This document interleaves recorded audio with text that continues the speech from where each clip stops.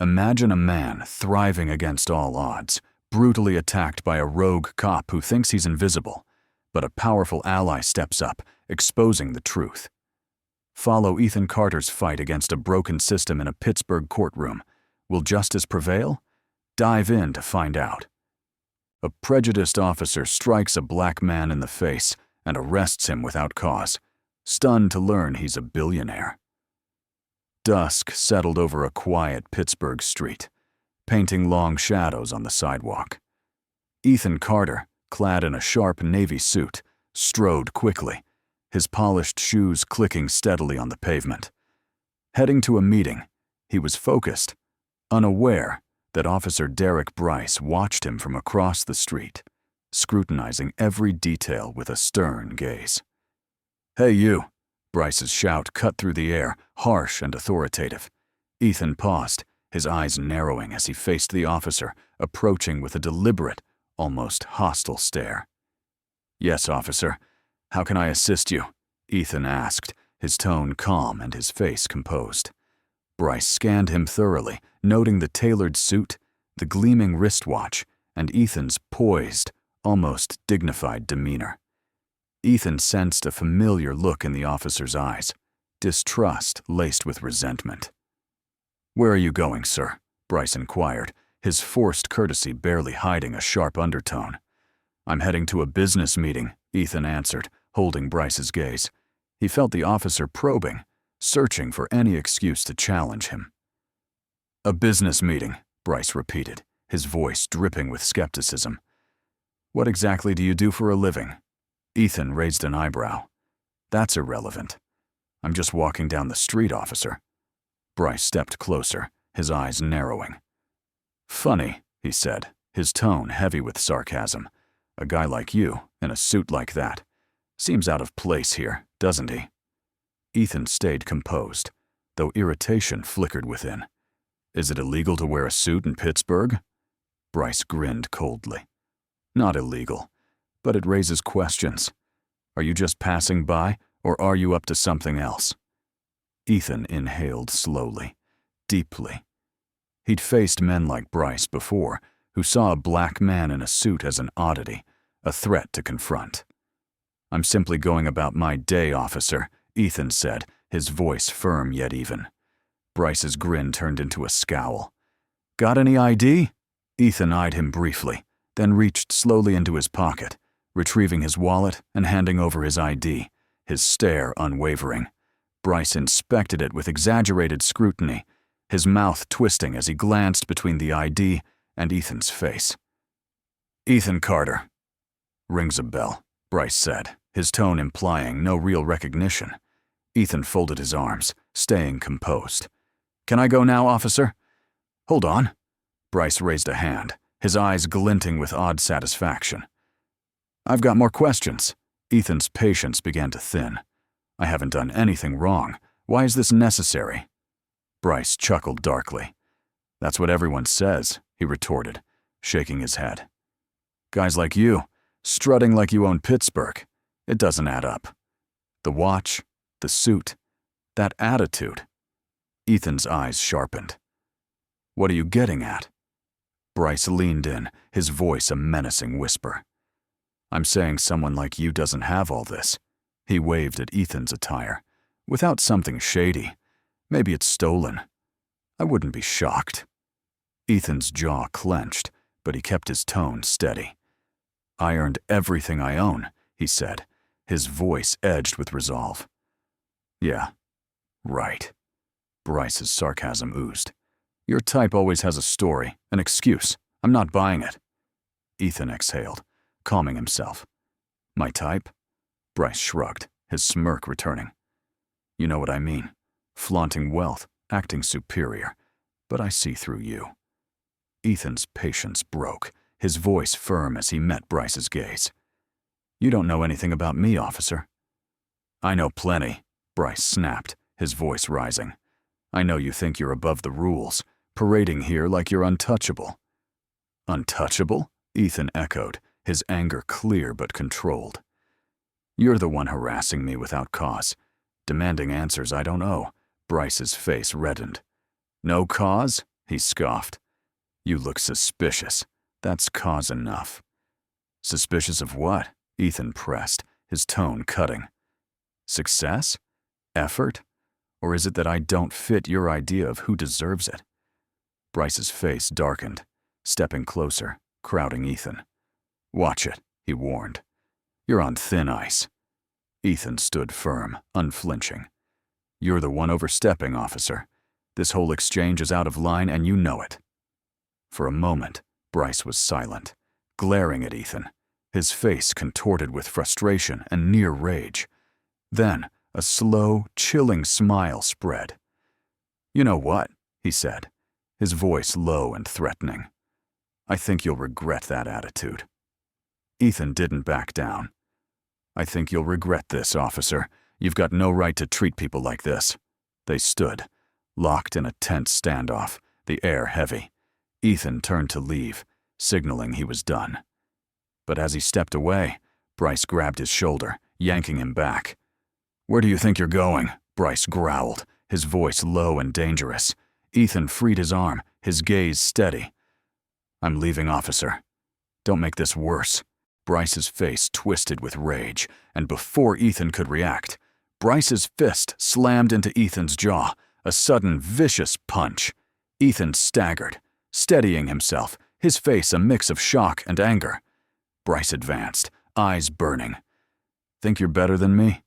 Think you can just walk away? Ethan straightened, his voice icy. You've made a grave error, officer, Bryce sneered. Scared of a suit? I'm the law here, and you're under arrest. Ethan's tone was calm, but deadly. You'll pay for this, officer. Trust me. No chance, Bryce said, grabbing his taser with a smug grin. Out here, no one's saving you. Ethan opened his mouth to reply, but Bryce fired the taser. Electricity jolted through Ethan, forcing him to his knees. Bryce swiftly cuffed Ethan's wrists, his movements practiced. Look at you now, Bryce taunted, looming over him. Not so grand, huh? Ethan gritted his teeth, pushing through the pain. You don't realize what you've started, he said, his voice blending fury and determination. I know exactly what I'm doing, Bryce replied, pulling him up. You're just another thug who thought he was above the law. Ethan stayed silent, letting Bryce haul him to the squad car. With each step, he focused, staying calm. This was far from over. As Bryce shoved him into the back seat, Ethan looked up, his eyes resolute. You'll regret this, he said softly, his voice carrying quiet power. Bryce laughed, slamming the door. Doubt it, Carter. This is just the start. The car drove off, leaving Pittsburgh's quiet street behind, but Ethan's mind was already strategizing. The squad car cruised through Pittsburgh's streets, city lights flickering past. In the back, Ethan Carter sat silently, his wrists sore from tight handcuffs. Officer Bryce glanced at him in the rearview mirror, a smug grin on his face. What's wrong? Bryce mocked. Not used to this ride? Or do you usually roll in fancy limos?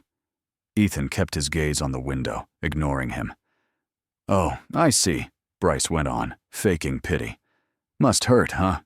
Thinking you ruled the world, bossing folks around, then landing here, cuffed. Never saw this coming, did you?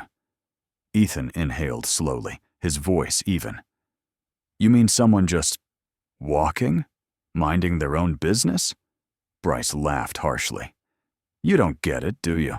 Strutting with all that bling, acting like a kingpin. Guys like you don't belong in that world, and we both know it. Ethan met his eyes in the mirror. Guys like me? Care to explain, officer? Bryce smirked, his contempt clear. I don't care about your cash or your suit. You think you can buy respect, act untouchable? Truth is, your type doesn't get a pass just for having a fat wallet. Ethan's voice was cold but calm. My type has the same rights as anyone, officer. I worked for my success, but that doesn't matter to you. Sure you worked, Bryce sneered, sarcasm thick. Probably gamed the system, got handouts, maybe some pity fund. You're not fooling me. Ethan clenched his jaw, staying composed. You think you know my story? You know nothing about my struggle. Bryce laughed, shaking his head. Always the same sob story, hard work, respect, blah blah. I've seen your kind 100 times. Fancy suit, pricey watch, big talk, but underneath, just trouble. Ethan's eyes darkened. You know nothing about me or my life, officer. I earned everything, but you're too prejudiced to see it. Prejudiced? Bryce spat, his face twisting. I call it instinct. I know what I see. Guys like you, acting like the rules don't apply, thinking that suit makes you better. I don't think I'm better, Ethan said, his voice firm. But I know you're treating me like a crook for no reason. Bryce scoffed, glaring with disdain. I don't need a reason. I see your type. I know what's up. Pushing limits, making excuses, thinking you're special. But you're not. You're just another. Ethan cut in, his voice sharp. Another what, officer? Bryce paused, the car's tension rising. He shifted, his face darkening. You know what I mean, he muttered, avoiding Ethan's gaze. No, say it, Ethan pressed, his tone unyielding. You've made your thoughts clear, so spit it out. Bryce gripped the wheel, knuckles whitening. Don't play smart, he growled. I don't owe you answers. Your type, always mouthing off, thinking you can talk your way free. Not today. Ethan shook his head, a bitter smile forming. This isn't about talking my way out, officer. It's about you hating that a black man has a life you think is yours alone. Bryce laughed, a cruel sound. A black man, with money's still a black man. Out here, I've got the power. Your stuff, your status, means nothing. You're just a suspect. Ethan stared at him through the mirror, unflinching. You've got power now, officer, but you're too hateful to see the fallout coming. Fallout, Bryce barked a laugh. Threatening me from my squad car? You're the one in trouble, pal. Welcome to my world. Your world, Ethan repeated, calm. Where you think you can do whatever you want, and no one calls you out. Bryce shrugged. Exactly. I run things here, and I don't care who you think you are. With me, you're just a crook in a suit. Ethan looked away, swallowing his anger, his mind racing. Bryce thought this was the end, that he could act without consequence. But Ethan was planning, plotting steps to ensure Bryce and his kind faced justice. As the car rolled down Pittsburgh's empty street, Ethan leaned back, his face unreadable, his eyes burning with quiet resolve. Bryce held power now, but that would soon shift. The squad car stopped at Pittsburgh's police station, the weight of the moment settling heavily. Headlights lit the worn concrete lot, shadows stretching across the gravel. The car's silence was thick, and when they stopped, Bryce flung open his door, stomping to the back and roughly pulling Ethan out. Ethan stumbled, finding his balance, the cuffs biting his wrists. Bryce's grip was harsh, pushing him toward the station with excessive force. Not how you pictured your night, huh? Bryce sneered, leaning close to Ethan's ear, his grin cruel. Big shot out here, but not anymore, are you? Ethan kept his eyes forward, refusing to bite. He knew Bryce craved a reaction, but he wouldn't give him the pleasure. They entered the station, Ethan squinting under the stark fluorescent lights. The air smelled of old coffee, filled with low voices. Phones rang, conversations hushed, as Bryce marched Ethan through, drawing curious, cautious glances from officers at their desks. Ethan felt their stares, some shocked, others exchanging quick looks, unsure of the scene. Bryce grinned, relishing the attention. He shoved Ethan onto a metal bench by the processing desk, the force nearly knocking him off balance. Ethan steadied himself, his expression blank as he faced Bryce, who loomed over him, smugly satisfied. Pretty high and mighty, huh? Bryce taunted, circling like a shark. Thought you'd glide through life, untouchable, with your fancy suits and watch, acting better than us. Look at you now. Just another perp waiting for processing. Not so shiny, is it? Ethan stayed silent, staring ahead, refusing to engage. His calm only stoked Bryce's irritation, and the officer leaned close, his face near Ethan's. No words now? Bryce mocked, feigning sympathy. Realizing all that flash means nothing here? Think that suit gets you special treatment? Ethan finally looked up, his eyes steady, his voice calm but firm. I'm not after special treatment, Officer Bryce. I just wanted to walk without being harassed by a badge. Bryce snorted, folding his arms, smirking down at Ethan. Oh, really? Think you're above this? Too good for cuffs like any other crook? Ethan's gaze held firm. I think I deserve to walk without being treated like a criminal, he said evenly. You're the one forgetting your role. Anger flashed across Bryce's face, quickly masked by a sneer. Forgetting my role? I protect this city from guys like you, he spat, contempt thick. You strut around, thinking you're above everyone, acting like rules don't apply. You show up, flashing wealth, acting like you own Pittsburgh. That make you special? Ethan arched an eyebrow, unmoved. No, it makes me successful. I earned my place, and I don't owe you an explanation. Bryce's face darkened, fists clenching. Here's what I think, he said, leaning close. You're just a punk with cash and a loud mouth. And here that's nothing. You're just a perp who needs to learn respect. Ethan met his eyes, a faint, cold smile forming. Respect, he said softly. Funny word from someone misusing his power. Bryce's face reddened, and he paced before Ethan, restless. You don't get it, do you? He hissed, voice rising. Your money, your so-called power, it's worthless here. I call the shots, and you're just a nobody in cuffs. Ethan's stare was unflinching. You're wrong, officer. I'm not a nobody, and you'll regret treating me like one. Bryce laughed, incredulous. Regret? Threatening me in my station? He gestured around. You're in my domain, Carter, and no one's coming for you. Ethan's face stayed calm, a spark of defiance in his eyes. I don't need saving. I can handle this. But you're making a mistake, officer, and deep down, you know it. Bryce rolled his eyes, scoffing. Big talk from a big shot. Used to people groveling, huh? Forgot what it's like to answer to someone? Newsflash, you're not in charge here. Ethan's voice cut through, sharp and calm.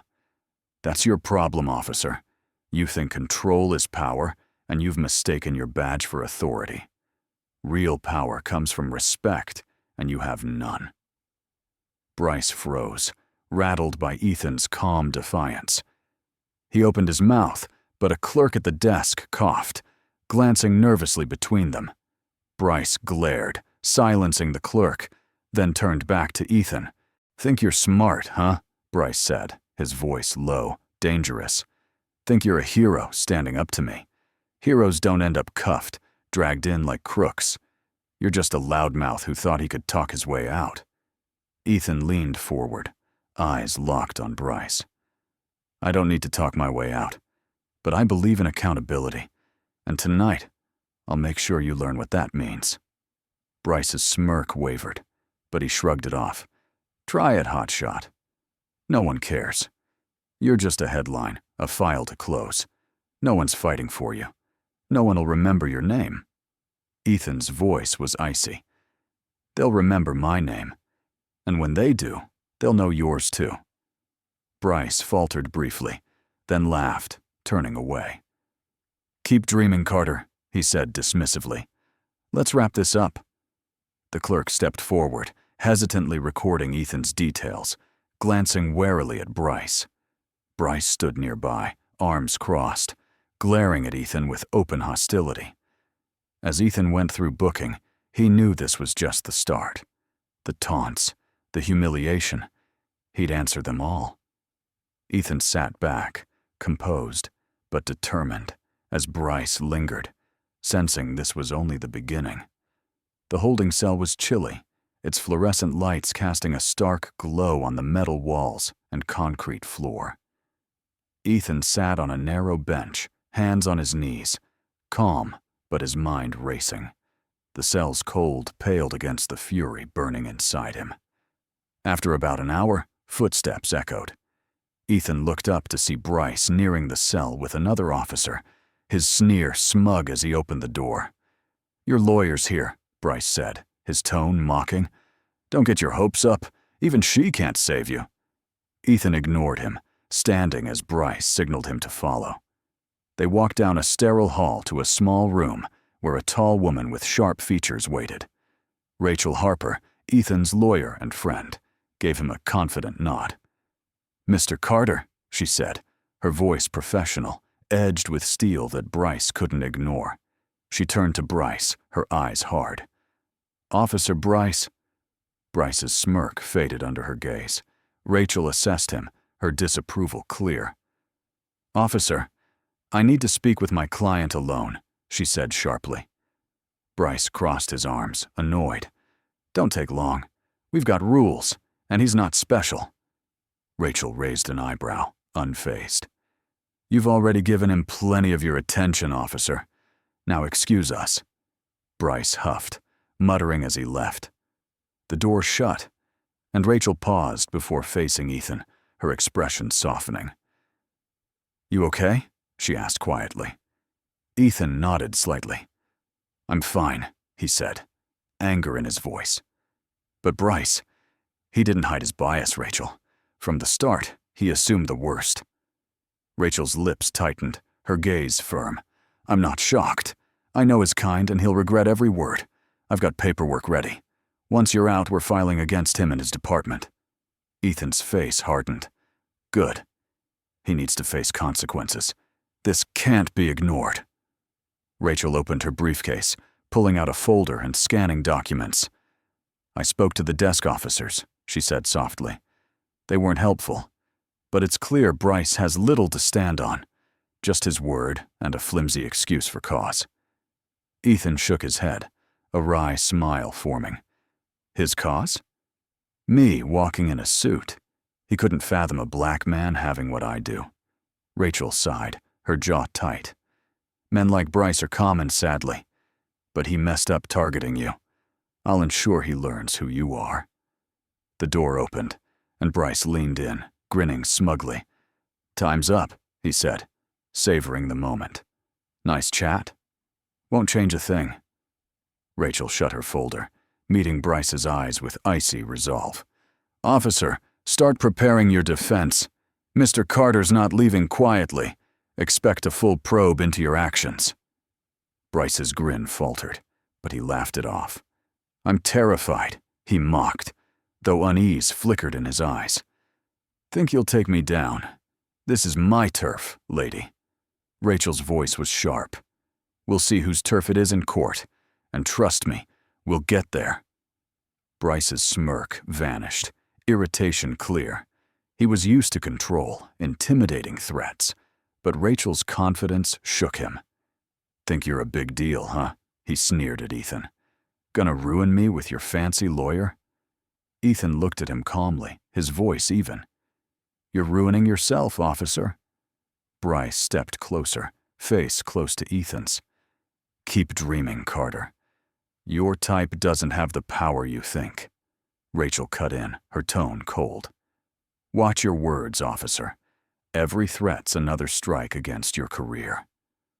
Bryce glared, stepping back, his confidence shaken but anger clear. "Fine, do what you want," he muttered. "This isn't over." He stormed out, leaving Rachel and Ethan alone. Rachel exhaled, then looked at Ethan, determination in her eyes. "We'll fix this," she said softly. "People like him can't abuse power, and with your influence, we'll ensure he pays." Ethan nodded, resolve strengthening. "Let's start. File every complaint. Check every record. Bryce thinks he's untouchable, but he's wrong." Rachel smiled, matching his fire. "Let's make sure he remembers this." As they left, Ethan felt the weight of the fight ahead. This wasn't just about him. It was about accountability, changing a system that let power run wild.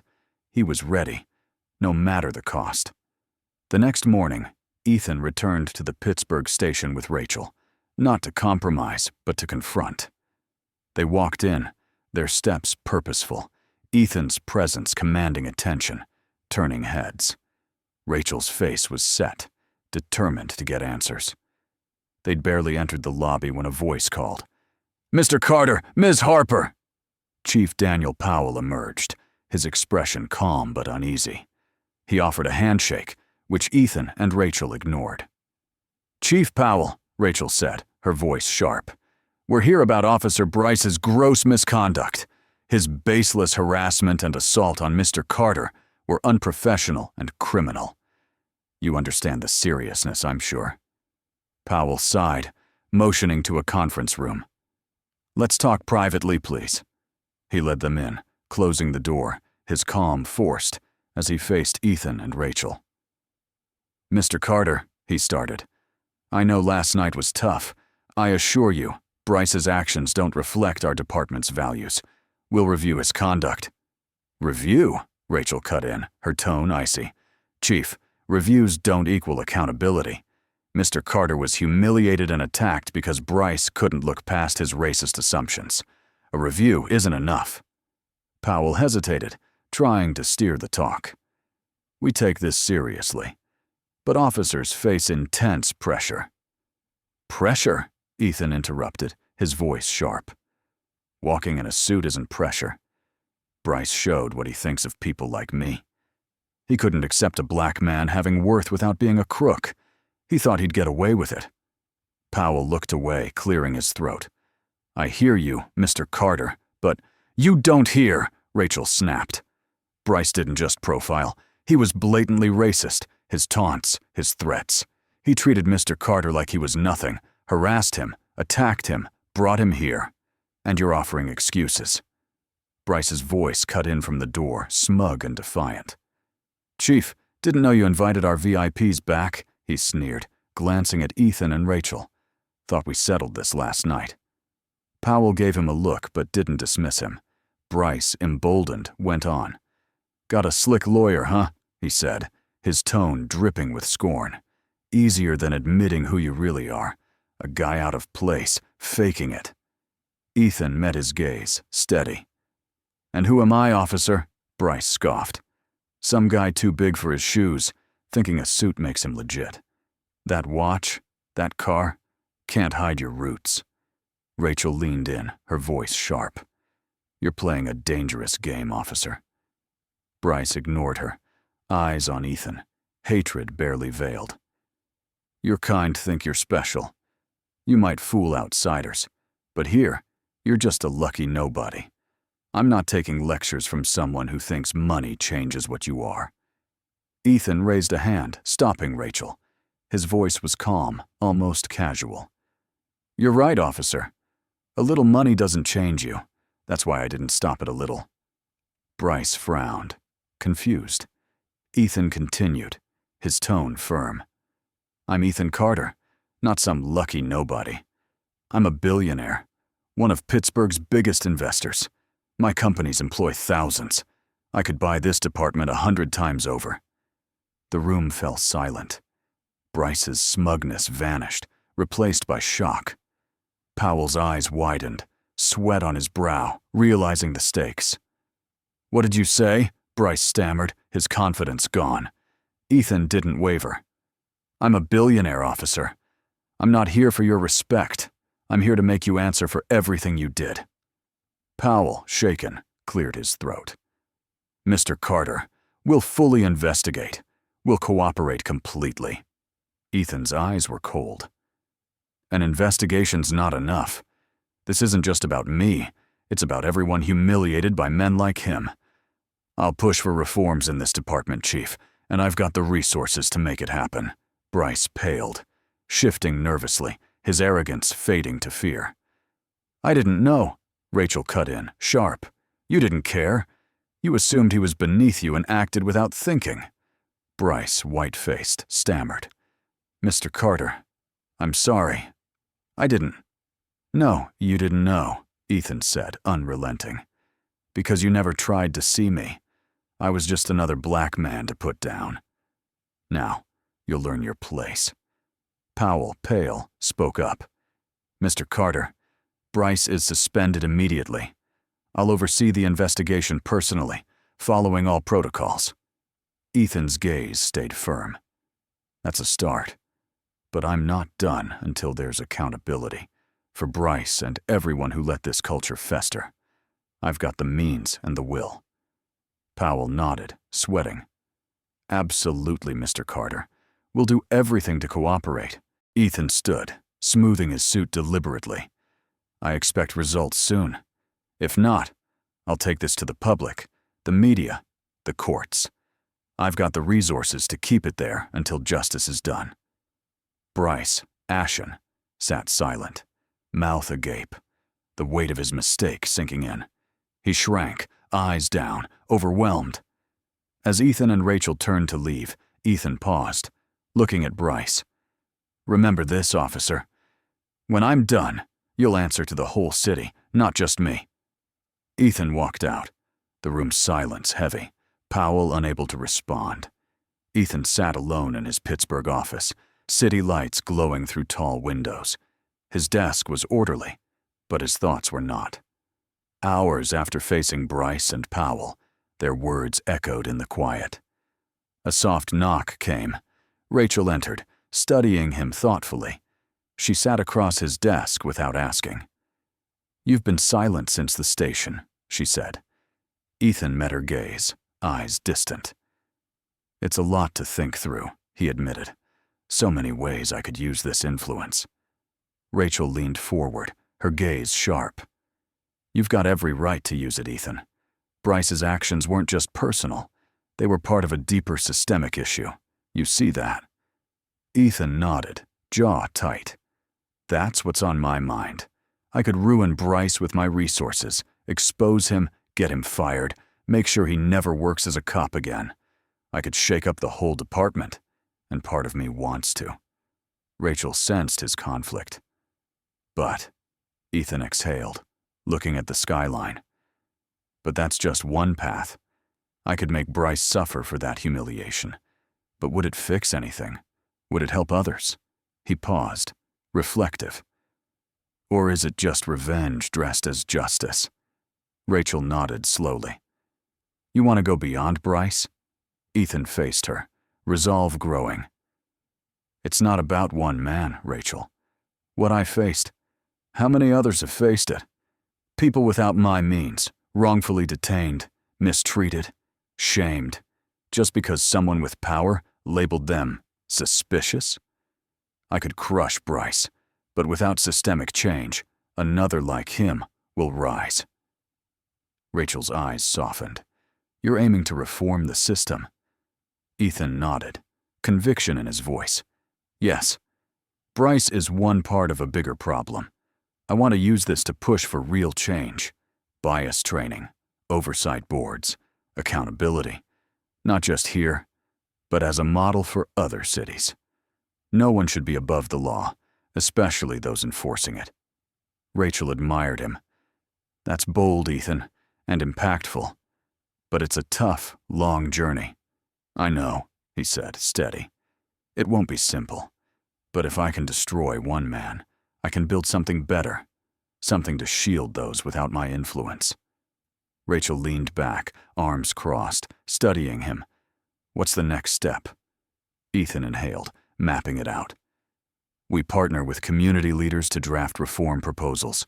We collect data, talk to victims, highlight patterns of bias and abuse, and demand changes to hold officers accountable. I've got the resources, and I'll commit to this as long as it takes. Rachel nodded, thoughtful. And Bryce? Ethan smiled faintly. Bryce will face his reckoning. His actions will spark this movement. He'll be a lesson in what happens when power is abused, whether he likes it or not. Rachel's smile showed pride. You're standing for something bigger, Ethan. That's rare. Ethan nodded, his voice firm. It's not easy, but it's right. I'm doing this for everyone silenced, told their rights don't matter. If that means challenging a system, so be it." As he spoke, his burden lightened, replaced by purpose. His choice was tough, but he believed in it. He'd use his power not for revenge, but for lasting change. Rachel stood, touching his shoulder. "Let's get to work. This could start something amazing." Ethan nodded, gazing at Pittsburgh's lights. "It could, and I'll see it through, no matter what." In that quiet moment, with the city below, Ethan felt a deep resolve. He had a chance to make a real impact, and he wouldn't let it slip. Ethan stood in the Pittsburgh police station's hallway, hands in his pockets, waiting. The past week had built to this, and now, looking around, he felt closure nearing. Officer Derek Bryce was being fired, and Ethan was there to see it. Rachel stood beside him, calm and composed. She'd been key in every step, filing complaints, shaping reforms. Together, they dared what few would, and now they'd see it through. Chief Powell's office door opened, and he stepped out, beckoning Ethan and Rachel inside. Bryce sat at a table, pale, eyes tired. He looked up as they entered, resentment flashing. Powell cleared his throat, formal. "Officer Bryce, your role with the department ends today. The board found multiple protocol violations, plus evidence of misconduct and bias in your actions last week." Bryce's jaw tightened, his eyes on the table. He glanced at Ethan, bitter. "So that's it? I'm done because of him?" Powell shifted, but stayed firm. "You're done because of your choices, officer. Mr. Carter's complaint just exposed them." Ethan watched Bryce process this, anger and frustration simmering. Bryce looked at Ethan, his gaze cold. "Well done, Carter," he said, scornful. "Got your racist cop, huh? Feels good, doesn't it?" Ethan met his eyes, calm. "This wasn't about destroying you, Bryce. It was about making you answer. Something you thought impossible." Bryce laughed bitterly. "Answer? You're just a rich guy throwing money around. Don't pretend you're a hero." Ethan's face stayed steady. "I'm no hero, Bryce. But I won't let people like you disrespect and demean others. You thought you were untouchable. Now you see the consequences." Bryce leaned back, arms crossed, sneering. "Consequences? Easy talk from your penthouse, counting millions. Your type loves accountability until it's your mess." Ethan's eyes hardened, his voice low. "You think my wealth means I don't know struggle? I started with nothing, fought my way up, faced men like you every step, judging me, trying to control me. I didn't let them, and I won't let you." Bryce's face flushed. "I was doing my job. Keeping your kind in line is what Pittsburgh needs." Ethan's lips tightened. "My kind," he repeated. "People who don't fit your narrow, prejudiced worldview. People you think don't deserve respect?" Bryce's fists clenched, resentment clear. "You won this round, but it changes nothing. Guys like me are everywhere. You can't stop that." Ethan stepped closer, his voice firm. "Maybe not everyone, but I can change the system that shields you. I'll make sure no one else suffers because of you." Bryce's sneer faded, fear flickering as he saw Ethan's resolve. "Think you're a savior? The city'll crush you." Ethan held his gaze, calm. "I'm not saving you, Bryce. I'm ensuring you face your actions. Fight, mock, you can't stop it. The world's changing, and your kind won't slip through anymore." Silence fell, Ethan's words heavy. Bryce looked away, his bravado gone, shoulders slumping as reality hit. Powell broke the quiet. "Officer Bryce, clear your things by day's end. Security will escort you out." Bryce stood, glaring at Ethan. "You'll regret this, Carter. You think you're untouchable, but one day, you'll be me, and we'll see how accountable you feel." Ethan didn't flinch. "Here's the difference, Bryce. I live by values. Respect is one. You'll never get that." Bryce scowled, storming out, his steps echoing.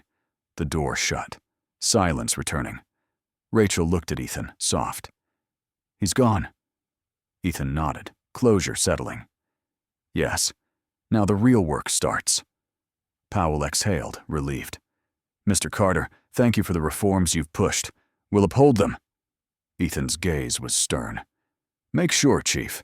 If I see backsliding, I'll return, and I won't be lenient." Powell nodded, tense. Understood. As Ethan and Rachel left, Ethan felt renewed purpose. The system that let Bryce thrive wouldn't change fast, but he'd taken a step. He'd keep going, as long as it took, to build a world where no one endured what he had. Stepping into Pittsburgh's sunlight, Ethan breathed deeply, feeling free and resolute. He'd challenged the system, seen it bend, and he wasn't done. This was just the start of the change he'd drive.